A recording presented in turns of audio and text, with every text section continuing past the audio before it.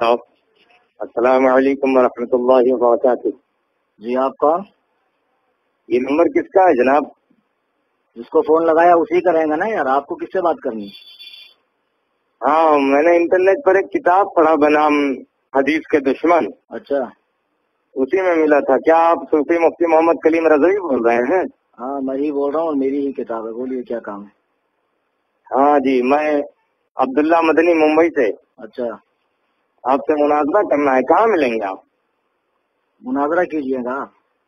جی phone پہ ذلیل ہونا ہے یا میرے گھر کا پتہ دے دوں؟ ہاں، پتہ بھی دے دیجیے اور جو میں سوال کر رہا ہوں اس کے جواب بھی دے دیجیے۔ اچھا، ساکن آقا کا نام سنا ہے ممبئی میں؟ ہاں جانتا ہوں میں۔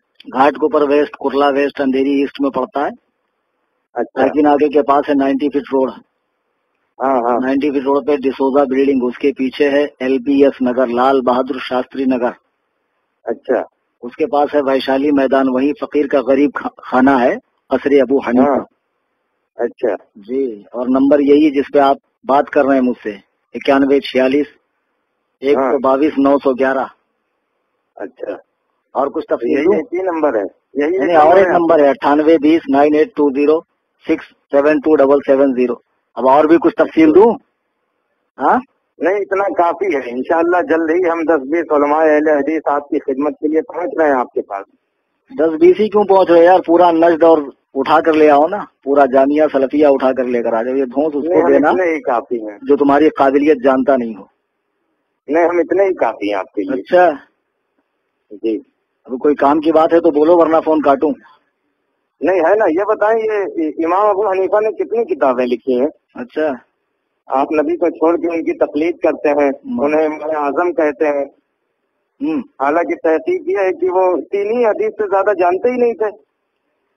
ایسا ہے اب مولوی صاحب جی کہ امام ابو حنیفہ رحمہ اللہ نے جو کتابیں لکھی ہیں تو مشہور کتاب فقہ اکبر اور کتاب الآثار، اور اس کے علاوہ 15 کتابیں امام صاحب کی ہے، اور سب سے بڑا جو ان کی حیات کا کارنامہ ہے کہ انہوں نے علم فقہ کی تدوین کی، فقہ کو مدون کیا۔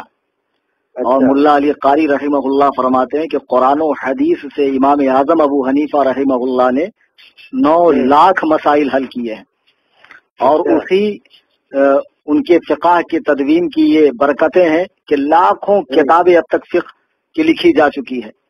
ہدایہ، عالمگیری، در مختار وغیرہ، اور جس ہدایہ کا آپ لوگ رونا روتے ہیں نا، بڑے گندے مسائل اس نے بھرے ہیں اور بڑے تقریب اخلاق مسائل ہے، معاذ اللہ، وہ کتابیں آپ کے مدرسے میں بھی پڑھائی جاتی، اسی کو پڑھ کے تم بھی مولوی بنے ہو۔ آپ نہیں، میں بتا رہا ہوں تم کو، تم لوگ کتنے بڑے مکار ہو کہ تم چاہتے ہو کہ فقہ حنفی کو ملک سے نکال دیا جائے۔ پہلے اپنے مدرسے سے تو نکالو یار، اس کو پڑھے بغیر تو تم لوگ مولانا بھی نہیں بن سکتے ہو۔ اور دوسری بات، لوگوں نے جو 3 حدیث سے زیادہ نہ جانتا ہوں اسے آپ لوگوں نے اصغر بھی نہ بن سکا ہو، اور اسے آپ لوگوں نے امت کا امام اعظم بنا دیا۔ معاذ اللہ رب العالمین، ہم نے کیا بنایا؟ اللہ و رسول نے بنایا، پہلی بات یہ ہے، اور علماء امت نے بنایا، امت کے بڑے بڑے فقہاء علماء نے بنایا جو صاحبان نظر تھے، سمجھے؟ اور دوسری بات، 3 حدیث کی جو بات تم کر رہے ہو نا، یہ تمہارا امام اعظم سے حسد ہے، ورنہ اب تک تو تمہارے مولوی بولتے تھے کہ 17 حدیث جانتے ہیں، اور اب تم کہہ رہے ہو کہ تحقیق یہ ہے کہ 3 حدیث جانتے تھے۔ کون جاہل تحقیق کیا بے؟ کس جاہل کی یہ تحقیق ہے کہ امام اعظم 3 حدیث جانتے تھے؟ تاریخ پڑھی ہے؟ سیرت کا مطالعہ کیا ان کی؟ ہمارا چھوڑو، علماء احناف کا علامہ حافظ ابن عبد البر مالکی رحمہ اللہ نے 10 جلدوں میں امام اعظم کی شان میں ایک کتاب لکھی ہے، مالکی مذہب سے تعلق رکھتے ہیں۔ اس میں وہ لکھتے ہیں کہ امام اعظم نے بوقت وفات، سن رہے ہیں مولوی صاحب؟ جی جی سن رہا ہوں، آپ بتائیں۔ بوقت وفات اپنے بیٹے کو بلا کر کہا، بیٹا مجھے 5 لاکھ حدیثیں یاد ہیں، اس میں سے میں تمہیں 5 حدیثوں کے ذریعے نصیحت کر رہا ہوں۔ تو امام اعظم تو خود کہہ رہے ہیں کہ مجھے 5 لاکھ حدیثیں یاد ہیں، اور میں اس میں سے تمہیں 5 باتوں کی نصیحت کر رہا ہوں۔ تو جو زمانہ خیر القرون میں ہو، جسے شرف تابعیت نصیب ہو، جس نے 70 صحابہ کی زیارت کی ہو، صحابہ سے حدیثیں جس نے روایت کی ہو، تو تم اس کے بارے میں کہتے ہو 3 حدیث جانتے ہو؟ تم کتنی حدیث جانتے ہو بے؟ نہیں جناب من، آپ لوگ صحیح حدیث کے ہوتے ہوئے بھی قول امام پر عمل کیوں کرتے ہیں بھائی؟ نہیں، ابھی تو تم پہلے وہی بات کرو کہ آپ کتنی حدیث جانتے ہو۔ ابھی تم نے کہا نا کہ امام کو، نبی کو چھوڑ کر امام کا اتباع کرتے ہیں۔ ہاں وہ تو صحیح کہہ رہا ہوں میں۔ तुमने कुरान पढ़ा नहीं? अतीउल्लाह व अतीउर रसूल व उलिल अम्र मिनकुम, अल्लाह की इताअत करो, रसूल का हुक्म मानो, अम्र वालों का हुक्म मानो। तो अम्र वालों की तफसीर इब्ने अब्बास वगैरह की पढ़ी नहीं है आपने कि इससे उलमा और फुकहा मुराद है। तो अब अगर कोई उलमा और फुकहा की इताअत कर रहा है, कुरान और हदीस को समझने के लिए उनकी तशरीहात के एतबार कर रहा है, तो उसके बारे में ये कहना है कि उसने नबी को छोड़ दिया, खुदा को छोड़ दिया। अरे छोड़ता तो तब जब वो उनको कानून साज समझता, वो तो उनको शारह कानून समझ रहा है, शारह कानून समझ के उनका इत्तबा कर रहा है, तो इसमें नबी को छोड़ना कहाँ हुआ? यही भैंसे जैसी अकल में आपके खोपड़ी में अकल है या गोबर भरा हुआ है कि आप माज़अल्लाह इमाम की बात को मानना गोया नबी का मुखालिफ बता रहे हैं उसको, जबकि कुरान इस बात का हुक्म दे रहा है कि अम्र वालों की इताअत करो। और एक बात मैं आपको बताऊं कि आप लोग भी तो बार बार बुखारी मुस्लिम से हदीस लेते हो, बुखारी मुस्लिम का हवाला मांगते हो, तो हम भी तो कह सकते हैं कि आप माज़अल्लाह रब्बिल आलमीन बुखारी मुस्लिम से हदीस क्यों लेते हो? सहाबा तो नबी से हदीस लेते थे।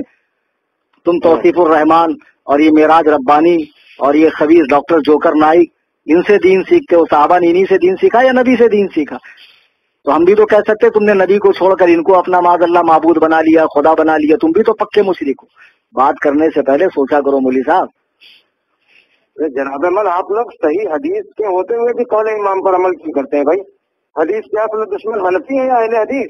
माशाअल्लाह। सूफी जी एक किताब और लिखे हैं आप, अहनाफ हदीस के असली दुश्मन। अच्छा मौलवी साहब एक बात बताइए, तुम जो कह रहे हो तो सिर्फ तुम्हारा कहना जो है ना वो काफी नहीं है, इसकी दलील भी आप पेश करें कि अहनाफ ने हदीस की कब मुखालिफत की है, उसका सबूत पेश करें। अरे क्या सही बुखारी में आपने ये हदीस नहीं पढ़ा? सही बुखारी किताबुल अज़ान में ला सलात लिमन लम यक़रा बिफ़ातिहतिल किताब, उस शख्स की नमाज नहीं होती जो सूरह फातिहा न पढ़े। अच्छा, तो मुझे मालूम था तुम आज आकर हजरत उबादा बिन सामित की, ये हजरत उबादा बिन सामित की रिवायत है ना, हाँ ये हदीस पेश करोगे। तुम सिर्फ नाम के अहले हदीस हो बेटा, तुमको अभी हदीस समझने की सलाहियत तुम्हारे अंदर भी नहीं और तुम्हारे बड़े बड़े उल्लू माए किराम में भी नहीं, वालामा नहीं उल्लू माए किराम, समझे? आप घुमाए फिराए ना जवाब। अरे मैं तुम्हें जवाब ही दे रहा हूँ मौलवी साहब। ला सलात लिमन लम यक़रा बिफ़ातिहतिल किताब जो हदीस है, इमाम अहमद बिन हम्बल और हजरत सुफियान बिन उयैना फरमाते हैं कि ये हदीस अकेले नमाज पढ़ने वाले मुनफरिद और इमाम के लिए है, मुक्तदी के लिए इसका हुक्म नहीं है, मुक्तदी के लिए इसका हुक्म नहीं है। तो आप कैसे कह रहे हैं कि माज़अल्लाह जो सूरह फातिहा नहीं पढ़ता उसकी नमाज ही नहीं होती? किस बिना पर कह रहे हैं आप बताइए? अरे सूफी जी, लेकिन इस हदीस में लफ्ज़ मन तो उमूम के लिए आया है ना। तो इसमें जो मन उमूम के लिए आया है, तो इस उमूम की सराहत अल्लाह ने की है या रसूल अल्लाह ने की है? और आप तो उस जमात से ताल्लुक रखते हैं कि जिस जमात में अगर हुजूर पाक सल्लल्लाहु अलैहि वसल्लम भी बगैर वही के कुछ कहें तो आपके उलमा कहते हैं मत मानो। तरीक़े मोहम्मदी किताब का नाम सुना है? मौलवी मोहम्मद गुनागढ़ी की है, जिसमें उसने साफ लफ्जों में लिखा है कि हम अहले हदीस नबी की भी बात तब मानते जब वो वही के साथ बोलते हैं, बा वही बात जो होती है मुझको मानते हैं, बगैर वही की हम नबी की भी नहीं मानते। तो लफ्ज़े मन से जो उमूमियत आप साबित कर रहे हैं, तो ये उमूमियत की सराहत खुदा ने की है या रसूल ने?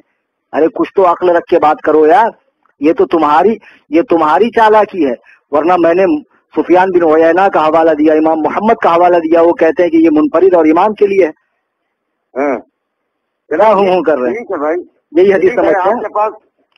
चलो ठीक है भाई, आपके पास कौले इमाम के सिवा क्या दलील है कि सूरह फातिहा न पढ़ी जाए इमाम के पीछे? और तुम्हें कैसे इल्म हो गया कि कौले इमाम के अलावा कोई दलील ही नहीं है हमारे पास? यही तो तुम लोगों की हिमाकत है, यही सुना सुना के लोगों को गुमराह करते हो। अरे कौले इमाम की और हदीस की बात क्या करो? मैं आपको कुरान से हवाला दूं, कुरान पढ़ा नहीं है? सूरह आराफ आयत नंबर 204 रुकू नंबर 14 9वां पारा उठाकर देख लो। वइज़ा क़ुरिअल क़ुरान फस्तमिऊ लहू वअनसितू लअल्लकुम तुरहमून। जब कुरान पढ़ा जाए तो खामोश कान लगाकर सुनो ताकि तुम पर रहम किया जाए। कुरान में पढ़ा नहीं है आपने कि कुरान पढ़ते वक्त खामोश खड़े रहो? तो अब अगर ऐसी हदीस है जिसमें लिखा है कि इमाम के पीछे सूरह फातिहा पढ़ो, तो वो इस आयत के मुखालिफ है। तो जो हदीस आयत के मुखालिफ होगी या तो वो मनसूख होगी या मौजू होगी। ये उसूल मालूम नहीं है आपको? मालूम है। हाँ तो वाह बेटा अंधे मुकल्लिद, तुम तो खारिजियों से भी बदतर निकले यार माशाअल्लाह। ये सूरह आराफ की ये आयत जो है ये मक्का में नाजिल हुई और इसका मौक़े नुज़ूल ये है कि जब नबी कुरान पढ़ते थे تو کفار شور مچاتے تھے، تو کفار کو چپ کرانے کے لیے یہ آیت اتری، اور تم اسے نماز میں قرآن پڑھنے کا فٹ کیے جا رہے ہو۔ مولوی صاحب پتہ ہے آپ لوگوں کی؟ او مولوی صاحب، ہاں بولیں۔ یہاں بحث اس کے شان نزول سے نہیں ہے، اس کے اطلاق اور حکم سے ہے کہ اس کا اطلاق اور حکم کہاں ہو رہا ہے۔ آپ کو معلوم ہوگا کہ صحابہ پہلے حالت نماز میں بات کرتے تھے، پھر آیت کریمہ اتری وقوموا للہ قانتین، اپنے رب کے حضور خاموش کھڑے رہو۔ پھر صحابہ نے باہم مشورہ کیا کہ اب خاموش کھڑے رہنے سے تو بہتر یہ ہے کہ ہم لوگ قرآن ہی پڑھیں، چنانچہ قرآن پڑھنے کا رواج شروع ہوا۔ تو پھر یہ آیت کریمہ اتری وَإِذَا قُرِئَ الْقُرْآنُ فَاسْتَمِعُوا لَهُ وَأَنصِتُوا لَعَلَّكُمْ تُرْحَمُونَ، اپنے رب کے حضور خاموش کھڑے رہو، جب قرآن پڑھا جائے کان لگا کر سنو تاکہ تم پر رحم کیا جائے۔ اب تم کہتے ہو کہ یہ آیت کفار مکہ کے لیے اتری، یہی کہا نا بھی آپ نے؟ ہاں میں نے یہی کہا۔ یہی تم لوگ یار قرآن حدیث سمجھتے ہو۔ لعلکم ترحمون سے کیا سمجھا آپ نے؟ تاکہ تم پر رحم کیا جائے۔ اب ایک بات بتاؤ کہ نبی پاک صلی اللہ علیہ وسلم خانہ کعبہ میں قرآن پڑھ رہے ہیں اور کفار شور مچا رہے ہیں، اگر کفار شور نہ مچاتے تو کیا ان پر رحمت ہوتی ہے اللہ کی؟ اللہ کی رحمت کافر پر ہوتی ہے؟ قرآن پڑھا نہیں، وَنُنَزِّلُ مِنَ الْقُرْآنِ مَا هُوَ شِفَاءٌ وَرَحْمَةٌ لِّلْمُؤْمِنِينَ، ہم نے اس قرآن کو نازل کیا ہے جو شفا ہے اور رحمت ہے مومنوں کے لیے۔ وَلَا يَزِيدُ الظَّالِمِينَ إِلَّا خَسَارًا، اور یہاں ظالم سے جو مراد ہے ظالمین سے وہ کفار ہیں، اور کافروں کا اس میں خسارہ نقصان بڑھتا ہے۔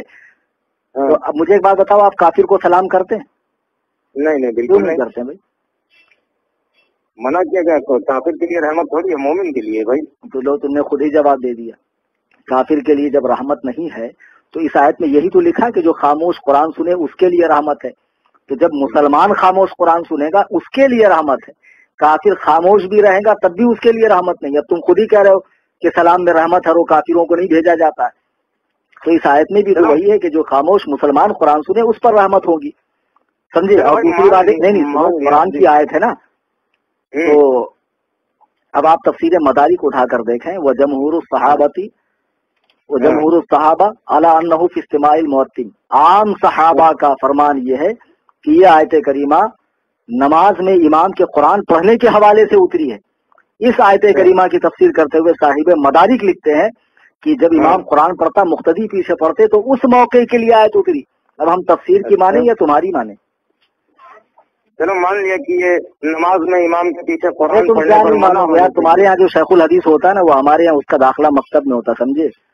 تم لوگ قرآن حدیث بازیچے اطفال نہیں ہے، بچوں کا کھیل نہیں، سمجھے؟ عمریں کھپانی پڑتی تب جا کے یہ توفیق نصیب ہوتی۔ مولوی صاحب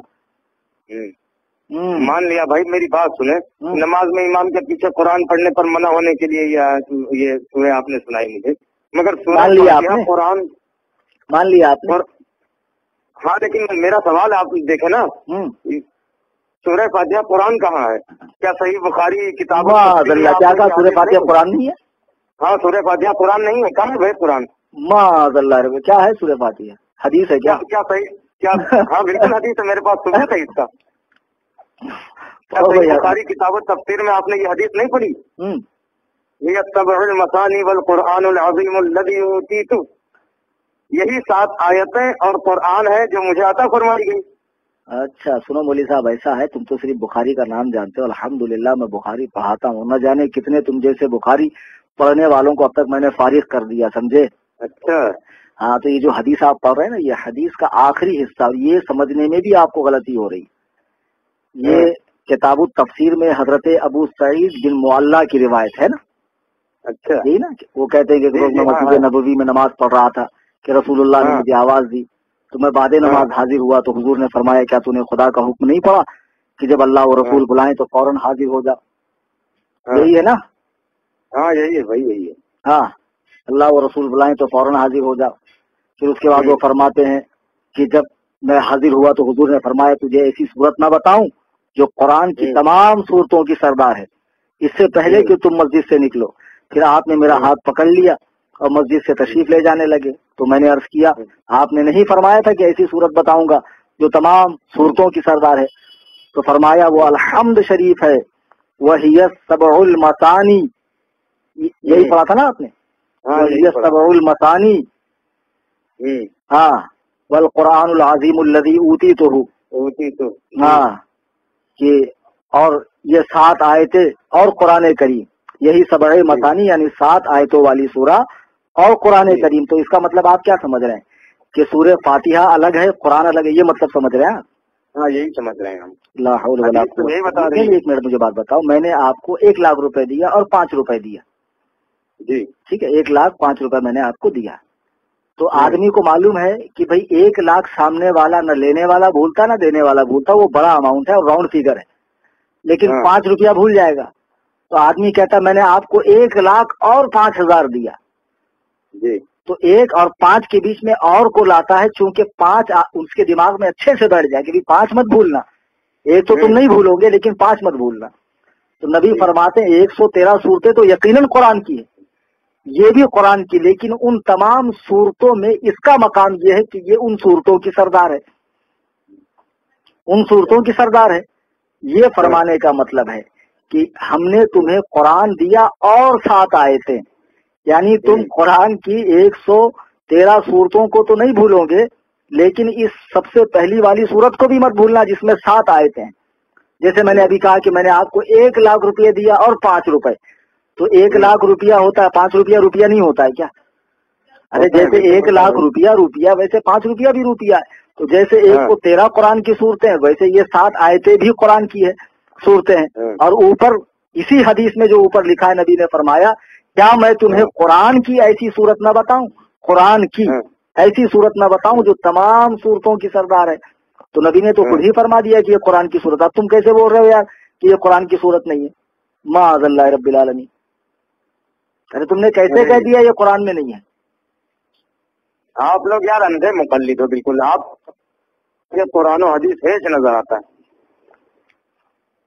ऐसा है मौली साहब, सारी दलीलें मैंने दी, समझे, और तुम्हारी जो दलीलें तुमने पेश की ना, हदीस और कुरान की आयत की गलत तफसीर बिर्राय, उसका सही माना व मफहूम भी मैंने आपको समझाया। अब तुम हमी को अंधे मुकल्लिद बोल रहे हो, बल्कि हकीकत ये है कि बुजुर्गान दीन, अइम्मा मुज्तहिदीन, औलिया कामिलीन से खुदा वास्ते का बैर है आप लोगों को। और आप वो जमात हो जिसकी पेशिन गोई अल्लाह के नबी ने फरमाई, दज्जालूना कज़्ज़ाबून यातूनकुम मिनल अहादीस, झूठ बोलने वालों, फरेब देने वालों की आखिरी जमाने में एक जमात होगी जो हदीसें गढ़ेंगे, ऐसी हदीस बिमा लम तस्मऊ अंतुम वला आबाउकुम, जो तुमने और तुम्हारे बाप दादाओं ने न सुनी होगी। तो उसी जमात के फर्द हो तुम, और तुमसे इससे ज्यादा की उम्मीद भी नहीं की जा सकती है। यानी तुम यही कुछ करोगे। करना चाहते हैं आपको बताएं, आप हमें क्या साबित करना चाहते हैं? हम तुम्हें क्या साबित करना चाहते हैं? इतनी देर में तुम खुद ही साबित हो गए कि तुम 1 नंबर के चूतियम सरपरेट दगिरेट हो। तुम खुद ही इतनी देर के गुफ्तगू में तुम खुद ही पगले आजम आलम मालूम पड़ रहे हो यार। हम क्या साबित करें? देखते हाँ, हम अपने बड़े आलिम को लेकर आते हैं आपके पास, फिर बताते हैं आपको। तुम्हारे बड़े को नहीं, और जितने सड़े हैं सबको ले आओ, सिर्फ बड़े नहीं, जितने सड़े हैं सबको ले आओ। Any time most welcome for ठुकाई इंशाल्लाह कसरे अबू हनीफा। हाँ, कसरे अबू हनीफा में तुम्हारी ठुकाई होगी बेटा। ठीक है, देख लेते हैं। अल्लाह हाफिज। रखो बेवकूफ।